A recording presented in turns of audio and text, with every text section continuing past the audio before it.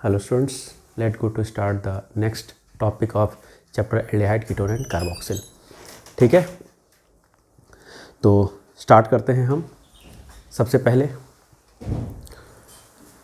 तो हमने पिछले क्लास में पढ़ लिया था, पिछले लेक्चर में प्रिपरेशन पढ़ लिया था एल्डिहाइड और कीटोन का। कार्बोक्सिल हम अलग से हैंडल कर रहे थे, ठीक है, अलग से उसको देखेंगे हम। तो एल्डिहाइड और कीटोन्स इन दोनों का प्रिपरेशन हमने पढ़ लिया था, ठीक है। इस लेक्चर में हम पढ़ने वाले हैं फिजिकल प्रॉपर्टीज, ठीक है, फिजिकल प्रॉपर्टीज। तो हम एल्डिहाइड और कीटोन की फिजिकल प्रॉपर्टीज पढ़ने वाले हैं, ठीक है, कि इनकी फिजिकल प्रॉपर्टीज आखिर क्या होती हैं। ठीक, चलिए सबसे पहला पॉइंट लेने वाले हैं हम फिजिकल स्टेट।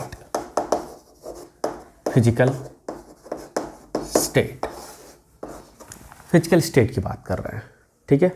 तो फिजिकल स्टेट में जो मिथेनॉल होता है, पहला पॉइंट क्या लिखेंगे, जो मिथेनॉल है, ठीक है, methanol is gas at room temperature. तो बेटा मिथेनॉल जो होता है वो रूम टेम्परेचर पे गैस होता है। मिथेनॉल समझ रहे हैं, HCHO, मिथेनॉल HCHO,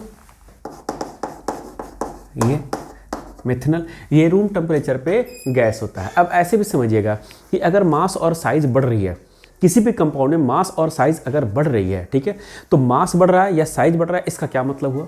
इसका मतलब ये होता है कि जैसे जो इंटरमोलिकुलर फोर्स ऑफ अट्रैक्शन होता है, किसी भी दो मॉलिक्यूल के बीच जो फोर्स ऑफ अट्रैक्शन होता है, आप उसको सीधा रिलेशन ग्रेविटी से समझिए, सीधा रिलेशन को ग्रेविटी से समझिए। अगर किसी का मास ज़्यादा है, ठीक है, तो उसकी ग्रेविटी ज़्यादा होगी तो ज़्यादा अट्रैक्ट करेगा। अगर किसी का साइज ज़्यादा है तब भी ग्रेविटी ज़्यादा होगी, फोर्स ऑफ अट्रैक्शन ज़्यादा होगा, तो कैसे हो जाएंगे, वो पास पास आ जाएंगे। तो अगर मास या साइज ज़्यादा है, बड़ी है, तो फोर्स ऑफ अट्रैक्शन स्ट्रांग होगा, मॉलिक्यूल पास पास आ जाएंगे। तो जो दूर थे वो गैस की तरह होते हैं, जो पास पास आ जाते हैं वो लिक्विड की तरह होते हैं, जो अटैच हो जाते हैं वो सॉलिड की तरह होते हैं। तो जैसे जैसे मास बढ़ता जाएगा, साइज बढ़ती जाएगी, वैसे वैसे फिजिकल स्टेट किधर की तरफ मूव करना शुरू कर देगा, फिजिकल स्टेट गैस से लेके सॉलिड की तरफ। तो जो मिथेनॉल था, ठीक है, वो मिथेनॉल क्या था, रूम टेम्परेचर पे गैस था। मिथेनॉल रूम टेम्परेचर पे गैस था। अब बात कर रहे हैं इथेनॉल की।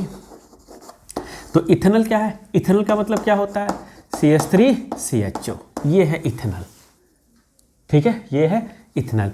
ये क्या होता है, is volatile liquid, volatile liquid at room temperature. तो रूम टेम्परेचर पे क्या हो गया, वोलेटाइल लिक्विड होता है। रूम टेम्परेचर पे वोलेटाइल लिक्विड होता है। क्लियर, कौन होता है, इथेनॉल, ठीक है। अगर मैं बात करूं अदर एल्डिहाइड्स, मैं अदर एल्डिहाइड की अगर मैं बात करूं, ठीक है, अदर एल्डिहाइड्स एंड कीटोन्स। अब कीटोन्स को सारा समझिएगा। यहाँ अभी तक हमने कीटोन क्यों नहीं लिया बेटा, ये 2 ही कार्बन है, कीटोन मिनिमम 3 कार्बन का बनेगा, तो 3 कार्बन का ये ले लीजिए, या एल्डिहाइड कोई भी कीटोन एल्डिहाइड कुछ भी ले लीजिए, ठीक है। सभी क्या होते हैं, या तो लिक्विड होंगे और जैसे जैसे मास बढ़ता जाएगा, या फिर सॉलिड होते जाएंगे। क्लियर, ठीक है, कीटोन्स आर लिक्विड और सॉलिड एट रूम टेम्परेचर। तो फिजिकल स्टेट में ये 3 बातें हमको याद रखनी है। बात समझ में आ गई? फिजिकल स्टेट में हमको ये 3 बातें ध्यान रखनी है। सेकंड पॉइंट देखते हैं। सेकंड क्या है, बॉइलिंग पॉइंट। यही ज़्यादा इंपॉर्टेंट है, ये इतना इंपॉर्टेंट नहीं है, बॉइलिंग पॉइंट थोड़ा इंपॉर्टेंट है, ठीक है। बॉइलिंग पॉइंट थोड़ा सा इंपॉर्टेंट रहेगा, इसको हमको नोटिस करते रहना है। अब बेटा बॉइलिंग पॉइंट में क्या है, बॉइलिंग पॉइंट में अब क्वेश्चन किससे कंपेयर किया जाएगा, एल्डिहाइड कीटोन कार्बोक्सिल के पहले अल्कोहल था, हाइड्रोकार्बन था, या हेलोएल्केन्स वगैरह थे, ये सब रहे हैं, ठीक है। तो कंपैरिजन किया जाएगा, ईथर रहा है तो सबसे कंपैरिजन किया जाएगा इसका, ठीक है। तो जो एल्डिहाइड्स होते हैं, ठीक है, वो हाइड्रोकार्बन के कंपैरिजन में ज़्यादा बॉइलिंग पॉइंट रखते हैं अगर सेम मोलिकुलर मास की बात की जाए, ठीक है। तो अगर कंपेरेबल मोलिकुलर मास लेते हैं तो एल्डिहाइड और कीटोन्स जो होते हैं उनका बॉइलिंग पॉइंट ज़्यादा होता है हाइड्रोकार्बन से, ठीक है, ज़्यादा होता है हाइड्रोकार्बन से या ईथर से ज़्यादा होता है। बात समझ में आ गया, ईथर से ज़्यादा होता है। रीज़न क्या है? पोलैरिटी। एल्डिहाइड और कीटोन में पोलैरिटी होती है, सबसे ज़्यादा पोलैरिटी एल्डिहाइड में होती है, उससे कम पोलैरिटी कीटोन्स में होती है, ठीक है। बात समझ में आ गया, इतना क्लियर है? तो क्या हो जाएगा, अगर हम कंपेरेबल मॉलिक्यूलर मास की बात कर रहे हैं तो कंपेरेबल मॉलिक्यूलर मास में जो एल्डिहाइड्स होते हैं, ठीक है, उनका जो बॉइलिंग पॉइंट होता है, एल्डिहाइड और कीटोन का जो बॉइलिंग पॉइंट होता है, ठीक है, वो हाइड्रोकार्बन या ईथर से ज़्यादा होता है, ठीक है। यानी कि boiling point of aldehydes and ketones are higher than hydrocarbons and ethers of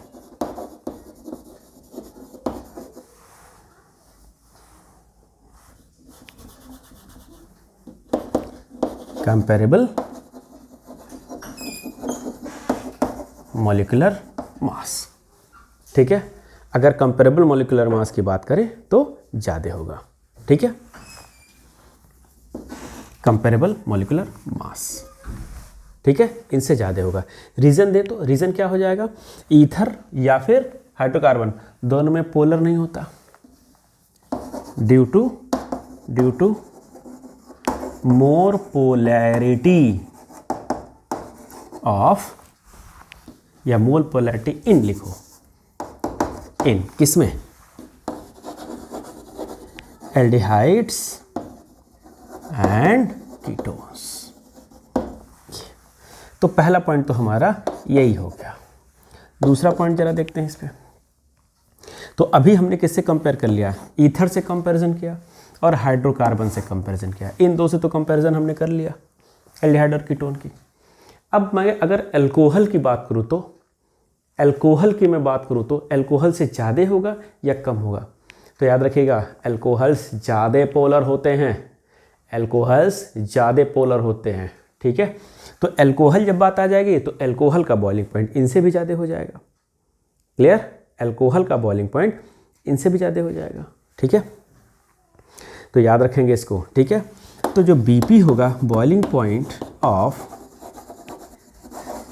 aldehydes and ketones are less than alcohols of what, comparable molecular mass. भाई मॉलिकुलर मास कंपेयर करते रहना है, क्योंकि अगर मॉलिकुलर मास बढ़ा दिए, एल्डिहाइड का अगर मॉलिकुलर मास बढ़ा दिए तो अल्कोहल से ज़्यादा हो जाएगा, क्योंकि मास ज़्यादा तो ग्रेविटी ज़्यादा, इंटरमॉलिकुलर फोर्स ऑफ अट्रैक्शन ज़्यादा, तो उनको तोड़ना तो बड़ा मुश्किल हो जाएगा, ठीक है। इसके एग्जाम्पल को समझ लेते हैं, ठीक है। कोई एक हाइड्रोकार्बन ले लीजिए, CH3 CH2 CH2 CH2 CH3, ये हो गया। इससे ज़्यादा हो जाएगा किससे ज़्यादा होगा, ईथर ले लीजिए, ईथर का ज़्यादा हो जाएगा। इससे किसका ज़्यादा हो जाएगा,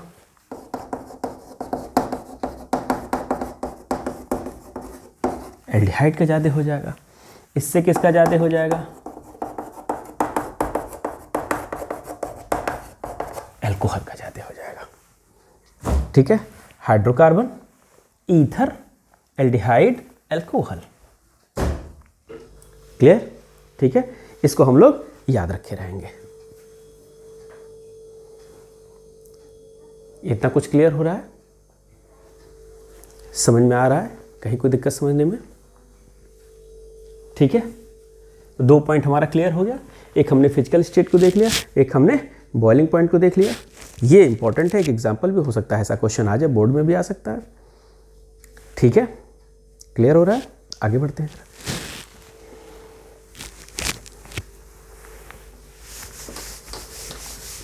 फिजिकल प्रॉपर्टीज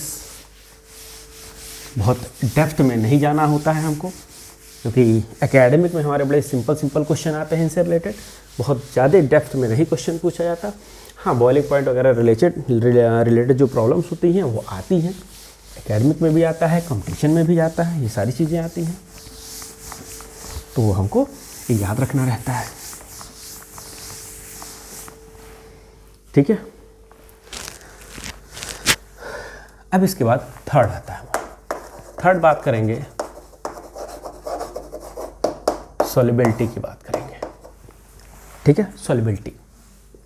अब देखिए सॉल्युबिलिटी में क्या है, जो लोअर मेंबर्स होते हैं,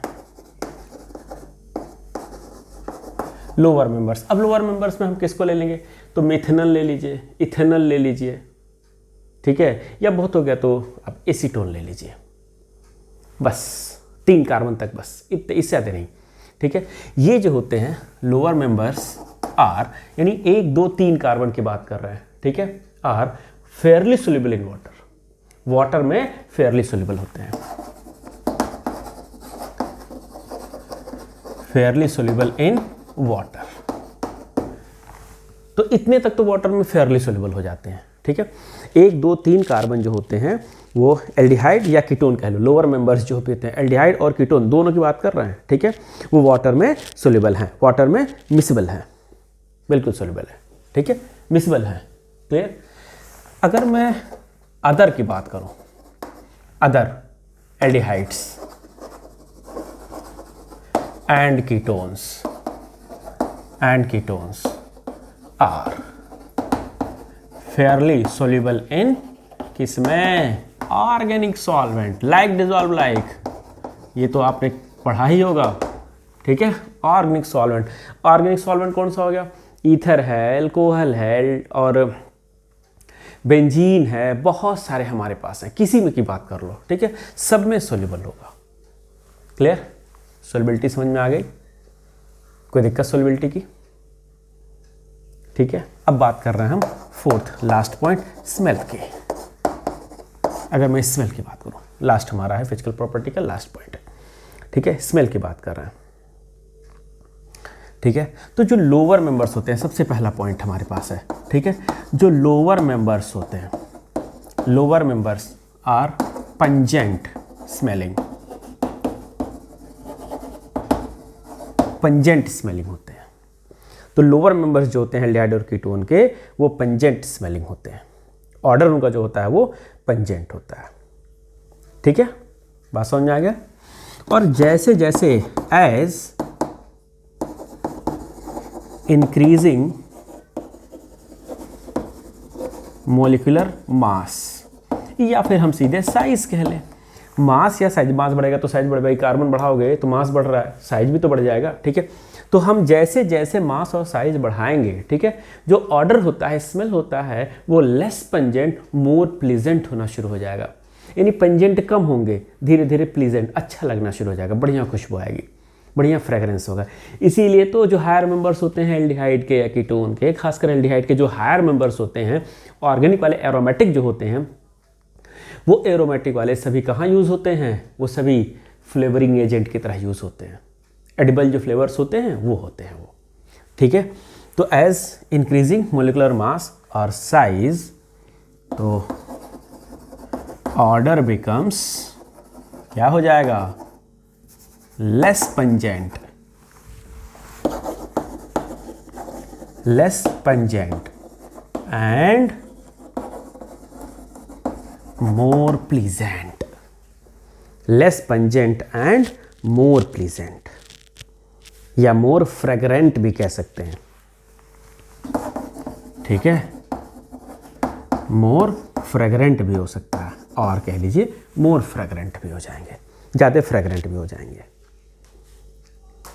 ठीक है, बात समझ में आ गया।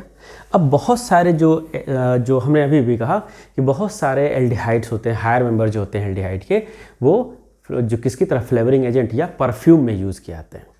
क्लियर। ठीक है, तो ये फिजिकल प्रॉपर्टी थी, फिजिकल प्रॉपर्टी फिनिश हो गई, कंप्लीट हो गई। ठीक है, अब हम नेक्स्ट टॉपिक की तरफ बढ़ रहे हैं, केमिकल प्रॉपर्टीज़ की तरफ। ठीक है, तो देखते हैं जरा केमिकल प्रॉपर्टीज़। अब इसको थोड़ा केवल फिजिकल प्रॉपर्टी का स्लाइड अलग नहीं कर रहे हैं क्योंकि काफ़ी छोटा हो जाता, तो इसमें कुछ टॉपिक हम केमिकल प्रॉपर्टी के भी कंसीडर करने वाले हैं। ठीक है, तो अब हम शुरू कर रहे हैं chemical properties. Very very important topic, very most important topic, chemical properties को शुरू कर रहे हैं। ठीक है, तो सबसे पहला जो हमारा रिएक्शन होगा इसमें, ठीक है, सबसे पहला बहुत ज़्यादा, इसमें काफ़ी कुछ है, ये प्रिपरेशन से थोड़ा सा ज़्यादा डिटेल में है। ठीक है, तो सबसे पहला हमारा जो टॉपिक इसका हम स्टार्ट कर रहे हैं वो है न्यूक्लियोफिलिक एडिशन रिएक्शन।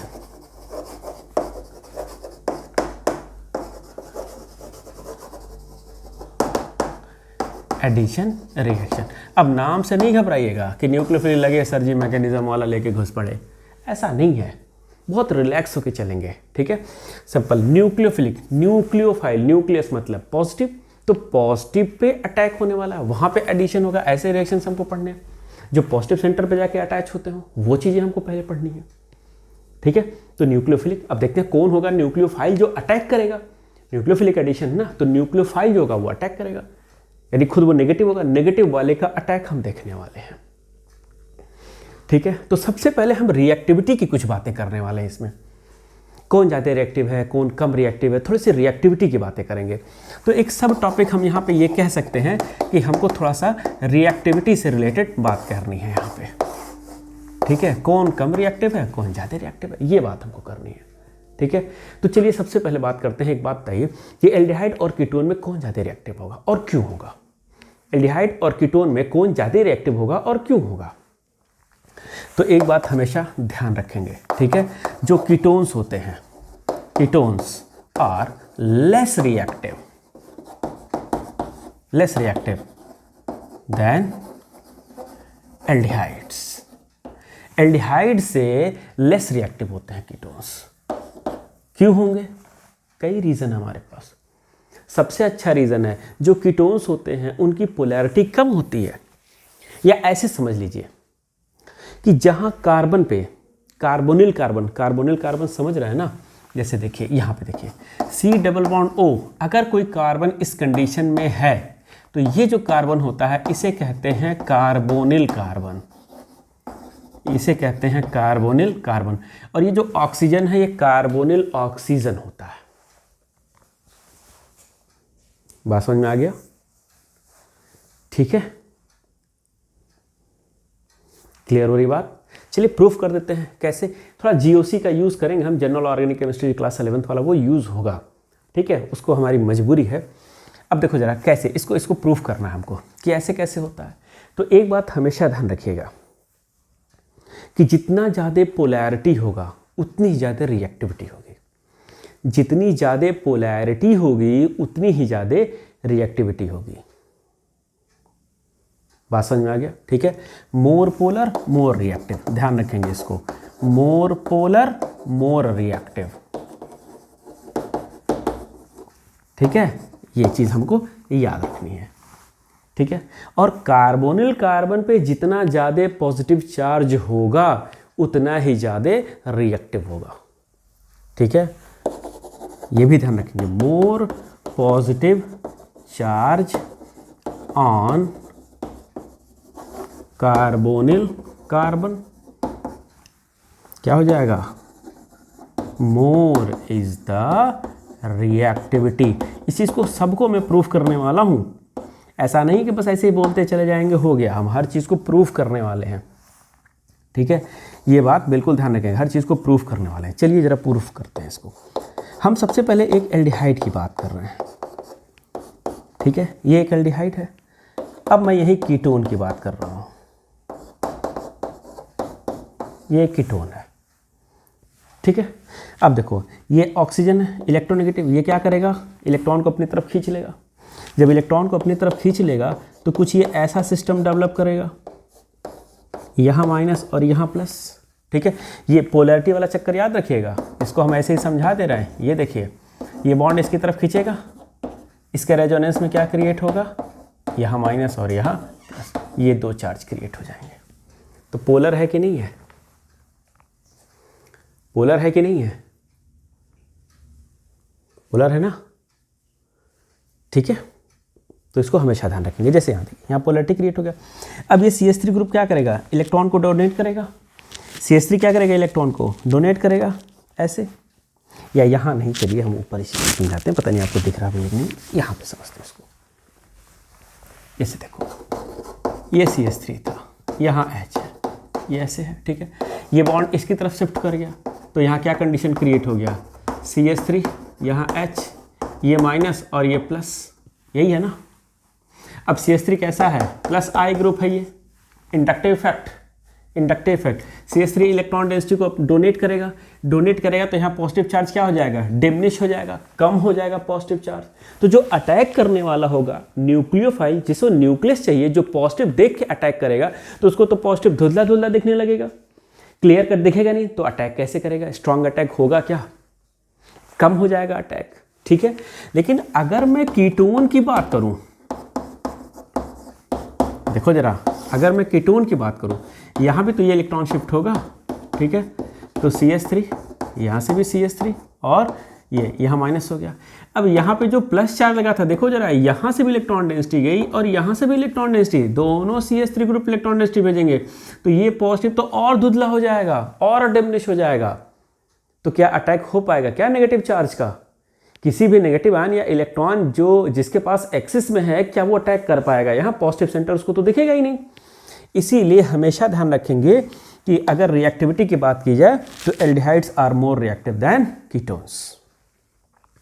और जितना बल्कि ग्रुप यहाँ लगा रहेगा, ठीक है, उतना ही ज़्यादा प्रॉब्लम होगी। क्यों? एक तो आई इफेक्ट रखेगा, एक तो आई इफेक्ट रखेगा, जितना बड़ा ग्रुप लगेगा उतना ज़्यादा इलेक्ट्रॉन डेंसिटी देके पॉजिटिव चार्ज को कम करेगा।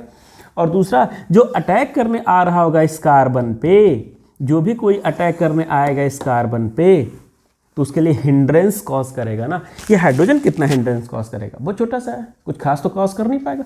ये तो सफिशियंट कॉज करेंगे हिंड्रेंस, तो रास्ता ही नहीं देंगे अटैक का। 120 का एंगल है, घुस के जाके बैठ जाएंगे, भाई बड़ा बड़ा एरिया कवर कर लिया, रास्ता ही नहीं देंगे अटैक का, ठीक है। तो रिएक्टिविटी क्या हो जाएगी? लेस हो जाएगी। कुछ समझ में आया टॉपिक रिएक्टिविटी से रिगार्डिंग? ठीक है। अब एक ऑर्डर बढ़िया सा समझ लेते हैं। यहाँ देखिए, एक कितना बढ़िया सा ऑर्डर की बात करें तो याद रखेंगे ऑर्डर। अगर मैं फॉर्मल्डिहाइड की बात करूँ, ठीक है, इसके बाद मैं एसिटल्डिहाइड की बात करूँ, इसके बाद मैं कीटोन की बात करूँ, समझ में आ रहा ना कौन ज़्यादा रिएक्टिव होगा? सोचिए ज़रा, ऑर्डर बताइए कौन ज़्यादा रिएक्टिव होगा।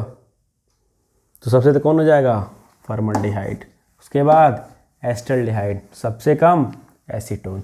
यहाँ पे क्या हो जाएगा? More positive. दोनों हाइड्रोजन की औकात नहीं किसको इलेक्ट्रॉन दें, ठीक है, कोई औकात इनके पास, इलेक्ट्रॉन खुद भी नंगे हैं बेचारे। तो यहाँ पे पॉजिटिव सबसे ज़्यादा होगा, यहाँ पे पॉजिटिव उससे कम होगा, यहाँ पे पॉजिटिव और कम। तो हमें देखना है कार्बन पे बेटा कैसा अटैक है? न्यूक्लियोफिलिक। जो अटैक करने वाला उसको न्यूक्लियस चाहिए, न्यूक्लियस मतलब पॉजिटिव सेंटर चाहिए, ठीक है। अब उसको पॉजिटिव नहीं मिलेगा, तो जितना ज़्यादा पॉजिटिव मिलेगा उतना ही ज़्यादा अच्छा अटैक होगा। क्लियर? देख लीजिए, समझ लीजिए। कोई डाउट यहाँ तक? क्लियर हो रहा है? ठीक है। तो जितना ज़्यादा बल्कि ग्रुप, अब यहाँ एक ग्रुप और जोड़ सकते हैं। मान लो कि CH3 CH2 लगा दिया हमने, ये देखो इधर CH3 लगा दिया, तो ये और कम हो जाएगा। यहाँ पे CH2 CH3 करें और कम हो जाएगा। तो जितना ज़्यादा कार्बन ग्रुप अटैच करते जाएंगे उतना ही बल्कि होता जाएगा और रिएक्टिविटी उतनी ही कम होती जाएगी। इतनी बात समझ में आ गई? ठीक है। अब चलो जरा थोड़ा सा कुछ एरोमेटिक की भी बात कर लेते हैं। ये तो हमने एलिफेटिक के बारे में थोड़ा सा पढ़ लिया।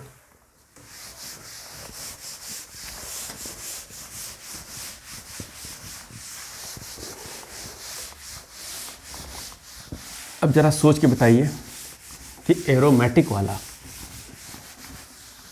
एलिफेटिक से ज़्यादा रिएक्टिव होगा या कम रिएक्टिव होगा? सोचिए और जल्दी से आंसर करिए।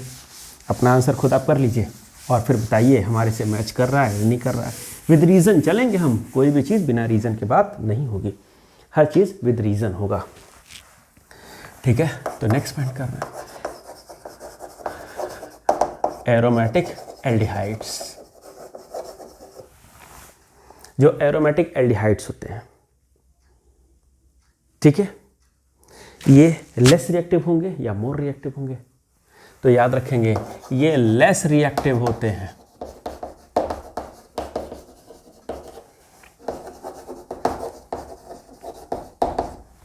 एलिफैटिक एल्डिहाइड्स, ठीक है। रीजन क्या देंगे हम? ड्यू टू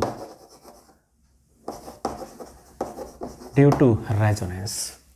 तो बेटा जो एरोमेटिक वाले हैं वो क्या कर रहे होंगे? रेजोनेंस, और रेजोनेंस करके अपने आप को बहुत अच्छा स्टेबलाइज किए रहेंगे। रेजोनेंस करके अपने आप को बहुत बढ़िया स्टेबलाइज किए रहेंगे, ठीक है। और जब अच्छा स्टेब्लिशमेंट है तो रिएक्टिव कहाँ से होंगे? बिल्कुल नहीं होंगे।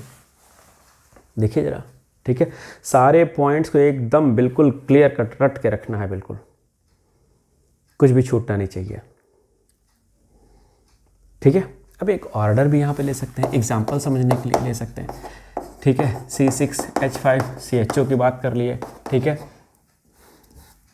C6H5 मान लो COCH3 की बात कर लिए, ठीक है। अब यहीं से C6H5CO C6H5, अरे स्ट्रक्चर बना के समझ लीजिए, ऐसे समझ लीजिए, इसको ऐसे लिखेंगे, इसको ऐसे लिखेंगे,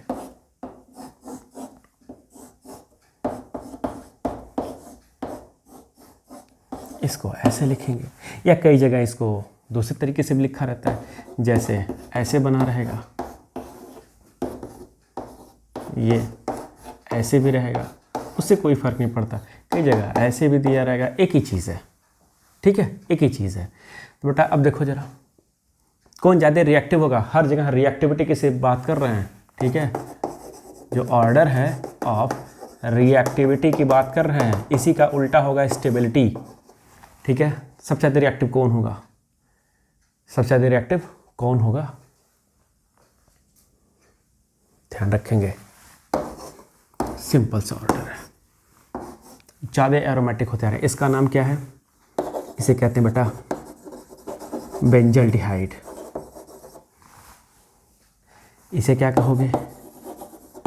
एसिटोफेनॉन। ये क्या है? इसे कहते हैं बेंजोफेनॉन, ठीक है। याद रखेंगे ऑर्डर, भूलना बिल्कुल नहीं है, ठीक है।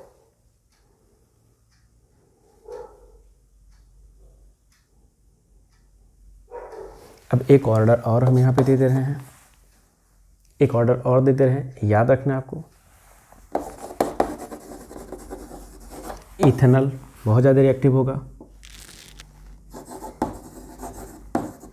प्रोपेनॉल के कंपैरिजन में, ये ज़्यादा रिएक्टिव होगा प्रोपेनोन के कंपैरिजन में, ये ज़्यादा रिएक्टिव होगा ब्यूटेनोन के कंपैरिजन में। अरे भाई ये दोनों एल्डिहाइड हैं, उधर कीटोन है, तो हमको ही मालूम है कि एल्डिहाइड ज़्यादा रिएक्टिव होते हैं, कीटोन कम, उसको उठा के उधर कर दिया। अब इसमें कार्बन कम है, जितना ज़्यादा कार्बन कम उतना ज़्यादा पोलैरिटी, पॉजिटिव चार्ज उतना ही ज़्यादा होगा कार्बन पे, कार्बोनिल कार्बन पे। सिंपल सा ऑर्डर है हमारे पास, ठीक है। अब तो ये हमने सिर्फ रिएक्टिविटी को देखा है, अब हम रिएक्टिविटी को रिएक्शंस पे चेक करने जा रहे हैं, रिएक्टिविटी को रिएक्शंस पे। तो सबसे पहले देखते हैं जरा, एक रिएक्शन के बारे में बात कर लें, ठीक है। सबसे पहला हमारा हो जाएगा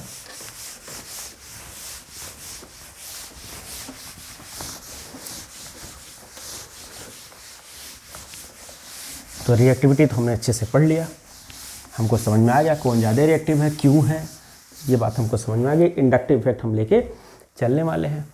तो सबसे पहला एडिशन, जो न्यूक्लियोफिलिक एडिशन रिएक्शन था, उसका सबसे पहला पार्ट है एडिशन ऑफ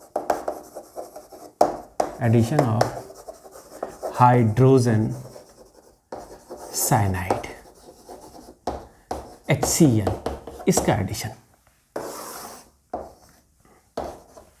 इसका एडिशन करने वाले हैं एल्डिहाइड में भी और कीटोन में भी। ठीक है, एल्डिहाइड में भी और कीटोन में भी रिएक्शन करने वाले। तो इन जनरल सबसे पहले देखते हैं जनरल क्या रहा, यही है। ठीक है, अब यहाँ कौन सा ग्रुप है अभी वो मैटर नहीं कर रहा। ये क्या हो जाएगा बेटा, इधर की तरफ शिफ्ट करेगा, ऑक्सीजन ज़्यादा इलेक्ट्रोनेगेटिव है। ठीक है, यहाँ माइनस इधर प्लस, यही तो होगा। अब अगर इसका रिएक्शन मैं कराता हूँ HCN से तो ये कैसे टूटेगा, H प्लस और Cn माइनस, यही टूटेगा। तो Cn माइनस का अटैक कहाँ होगा, कार्बन पे, पॉजिटिव सेंटर पे, और H का अटैक कहाँ होगा, O पे। क्या बन जाएगा, तो यहाँ बनेगा OH और यहाँ लग जाएगा Cn। इसका नाम देते हैं साइनोहाइड्रिन। क्या नाम देंगे इसका, साइनोहाइड्रिन नाम देते हैं। अब इसका एग्जाम्पल समझते हैं ज़रा। एक एग्जाम्पल सबसे पहले, CH3 ये मान लिया, ठीक है, डबल बॉन्ड, ये O हो गया। ठीक है, HCl, इसका रिएक्शन हमने करा दिया HCN से। ठीक है, रिएक्शन किससे करा दिया, HCN से। हाँ, ये थोड़ा ध्यान रखते हैं, HCN का जब रिएक्शन कराते हैं तो यहाँ पे हम OH थोड़ा बेस के प्रेजेंस में कराते हैं, या वाटर के साथ कह लो कराते हैं। वाटर होता है हमारे पास, वहाँ से OH आ रहा है। ठीक है, वहाँ से OH आ रहा है। फिर क्या हुआ, ये बॉन्ड यहाँ शिफ्ट किया, यहाँ पे माइनस आया, यहाँ प्लस आया कार्बन पे, ये टूटे हैं H प्लस और Cn माइनस में। ये मैकेनिज्म नहीं है, बस एक रिएक्शन का पैटर्न समझा रहा है। हाइड्रोजन का यहाँ अटैक हो गया, यहाँ अटैक हो गया Cn का। ठीक है, क्या बन गया, CH3 CH OH and Cn। ये क्या था, क्या नाम था इसका, इसका नाम था एसिटल्डिहाइड।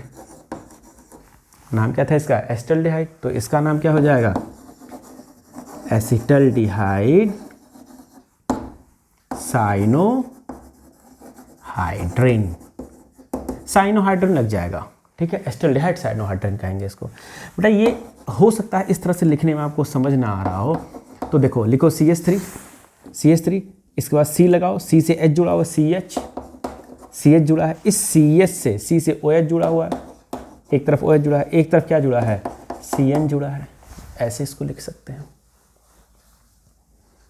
ऐसे लिख सकते हैं, कोई दिक्कत नहीं है। ठीक है, एक रिएक्शन समझ में आ गया। अब कीटोन भी ले सकते हैं इसी तरीके से, तो उसका नाम क्या रहेगा, अगर मान लो एसीटोन है तो एसीटोन साइनोहाइड्रिन रहेगा। ठीक है, उसका नाम दे देंगे एसीटोन साइनोहाइड्रिन। ठीक, एल्डिहाइड ले सकते हैं, एसीटोन ले सकते हैं, कुछ भी लेके बना सकते हैं। जनरल हमने यहाँ पे बता ही दिया हुआ है। ठीक है, कोई भी ले सकते हैं, कीटोन ले लीजिए।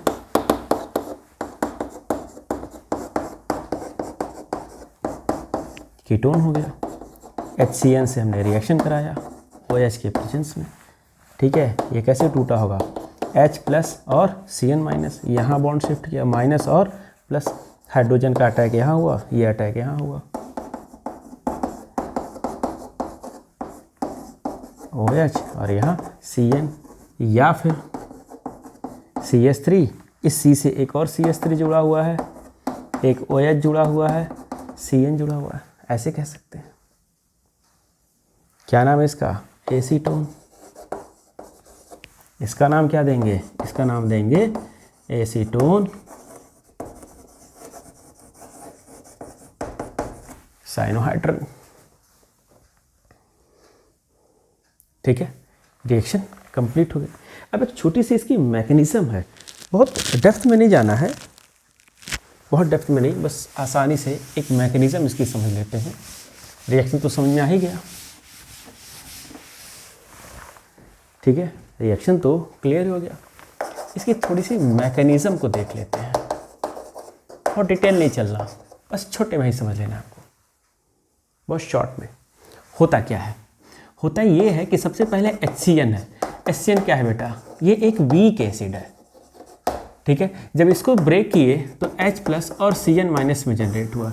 ये क्या है? ये है एक न्यूक्लियोफाइल, ठीक है, नेगेटिव है, ये न्यूक्लियोफाइल है, यही अटैक करेगा, यही वो न्यूक्लियोफाइल है। अब एक याद रखो, जब वीक एसिड होता है तो उसका जो न्यूक्लियोफाइल वाला नेगेटिव वाला पोर्शन रहेगा वो हमेशा स्ट्रॉन्ग अटैकिंग होता है।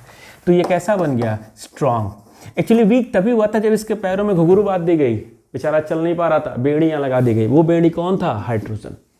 इसको इसके साथ चिपका दिया, ये तो भगने वाला था लेकिन ये बांध दिया इसके साथ पैर में, ये बेचारा चल ही नहीं पा रहा था, इसलिए ये वीक हो गया था।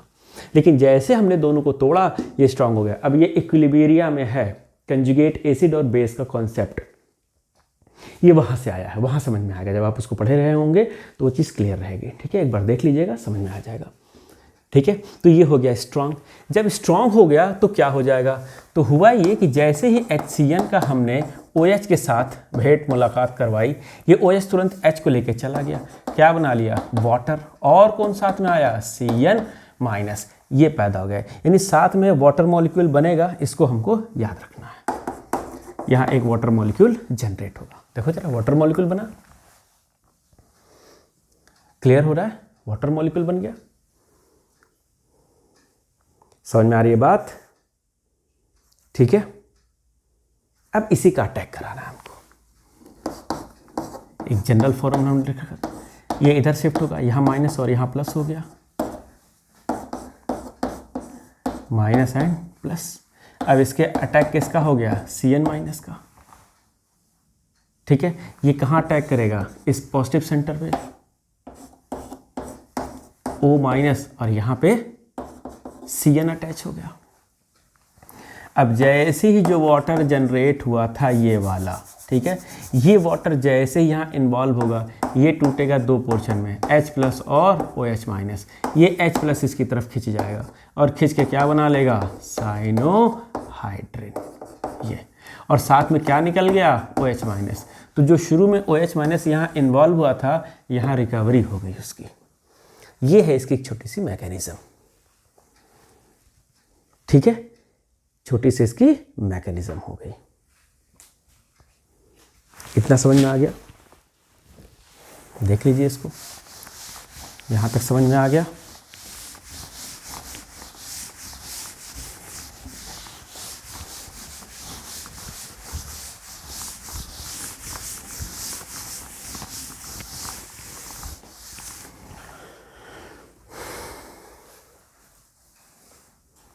कोई दिक्कत है समझने में?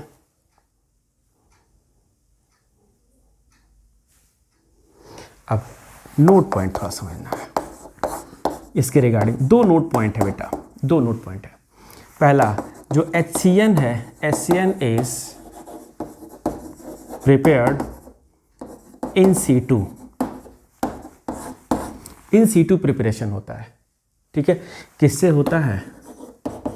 बाय द एक्शन ऑफ, कोई मिनरल एसिड ले लो, कोई सा भी मिनरल एसिड ले लो, और साथ में विद NaCN।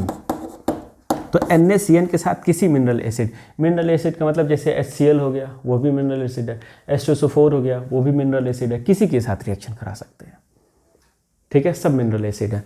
तो मान लो NaCN हमने ले लिया, ठीक है, स्ट्रॉन्ग इलेक्ट्रोलाइट है NaCN, इसका HCl से रिएक्ट करा दिया, ठीक है, ये टूट गया H plus and Cl minus, ये इधर टूटा Na प्लस, और तो Na किसके साथ चला गया? Cl के साथ, और यहाँ कहाँ आ गया? तो HCN बना और NaCl बना। ये इस तरह से रिएक्शन हो गया। तो पहली बात आ रही, इन C2 प्रिपरेशन समझ रहे हैं? इन C2 प्रिपरेशन समझ रहे हैं?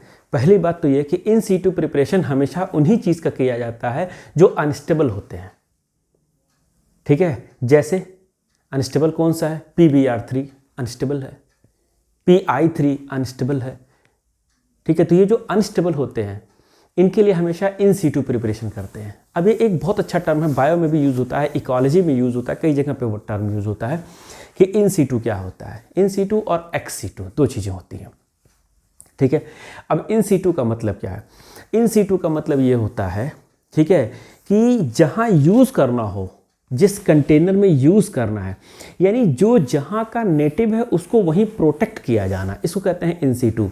जैसे सपोज़ करिए कि कोई फॉरेस्ट है, बांस का जंगल है, अगर हमको उस फॉरेस्ट को बचाना है तो एक तरीका ये भी है कि वहाँ से पेड़ बहुत सारी जगहों पे ले जाके हम लगा दें, पूरे इंडिया में, पूरे वर्ल्ड में जब बहुत जगहों पे पेड़ लगा दें तो बहुत सारे वो पेड़ उग जाएंगे। तो इसको कभी इन सीटू कंजर्वेशन नहीं कहेंगे। जहाँ का वो नेटिव है वहीं उसको सेव करते हैं तो इन सीटू कंजर्वेशन होता है। उसी टर्म के लिए कंजर्वेशन यूज़ करते हैं, जो जहाँ का है वही उसको सेव करो, यही कंजर्वेशन कहलाता है, यही है इन सीटू।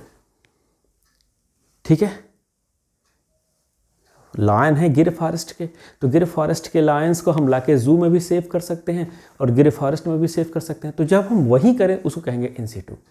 ऐसे ही क्या था कि जिस कंटेनर में हमको ये रिएक्शन कराना था, हमने HCN वहीं बनाया उसी कंटेनर में, यानी उस कंटेनर में हमने NaCl डाल दिया, NaCN और मिनरल एसिड दोनों को डाला और साथ में एल्डिहाइड या कीटोन डाला। ठीक है। तो जो मिनरल एसिड और NaCN रहा होगा वो HCN बनाएगा, वहाँ से CN पैदा होगा, CN तुरंत टूटेगा, CN अटैक करेगा किस पे, एल्डिहाइड या कीटोन पे, और साइनोहाइड्रिन बनाएगा। इसे कहते हैं इन सीटू। उसी मटके में ही सारा काम हो गया, उसी कंटेनर में ही बनाया HCN को, यानी HCN को पहले से बना के नहीं रखे थे कि ले आया और डाल दिया, उसे कहते हैं इन सीटू। अगर आप पहले से बना के रखे हो तो उसे इन सीटू नहीं कहेंगे। उसी कंटेनर में बनाया, पैदा हुआ, तुरंत रिएक्ट कर लिया, उसे कहेंगे इन सीटू प्रिपरेशन। तो ये नोट का पहला पॉइंट है, काफ़ी इंपॉर्टेंट है। दूसरा पॉइंट क्या है, जो साइनोहाइड्रिन है उसका बहुत सारा एप्लीकेशन है, बहुत सारे एप्लीकेशंस हैं, बहुत कुछ उससे हम बना सकते हैं। बात समझ आ गया? उससे हम बहुत कुछ बना लेते हैं, बहुत कुछ बना लेते हैं, अमीनो एसिड बना लेते हैं, अरे काफ़ी चीज़ें उससे हम प्रिपेयर कर लेंगे। ठीक है। तो बहुत सारे अल्फा हाइड्रोक्सी एसिड ये बना लेते हैं। ठीक है। अल्फा अमीनो एसिड बना लेते हैं। ठीक है। तो cyanohydrin can be used in preparation of alpha hydroxy acids and amino acids, alpha amino acids.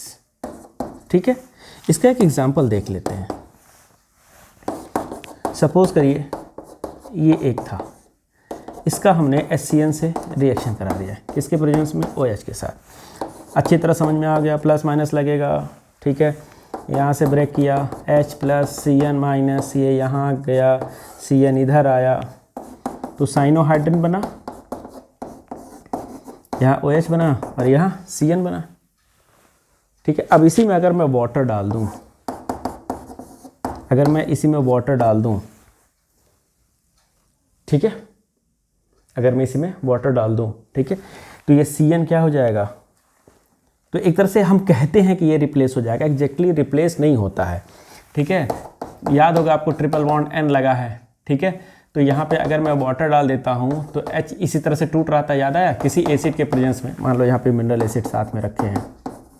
ठीक है। मिनरल एसिड के प्रेजेंस में, तो यहाँ से ये टूटा, H प्लस OH माइनस, ये H, तो एक H यहाँ चला जाएगा, एक H यहाँ चला जाएगा। ठीक है। तो क्या बन गया, C डबल माइनस N, यहाँ H, साथ में OH, और यहाँ पे एक H लग गया होगा। और आपको भी मालूम है, क्या मालूम है, कि अगर O मिल गया तो C डबल बॉन्ड अगर N है तो यहाँ से कट के O लग जाएगा, फिर उसका ऑक्सीडेशन होगा। तो सीधे के सीधे समझिए कि CN रिप्लेस हो जाएगा अगर हम एक्सेस अमाउंट ऑफ वाटर डालें। किस में रिप्लेस हो जाएगा, COOH में रिप्लेस हो जाएगा। यहाँ OH लगा है और यहाँ क्या हो जाएगा, COOH हो जाएगा।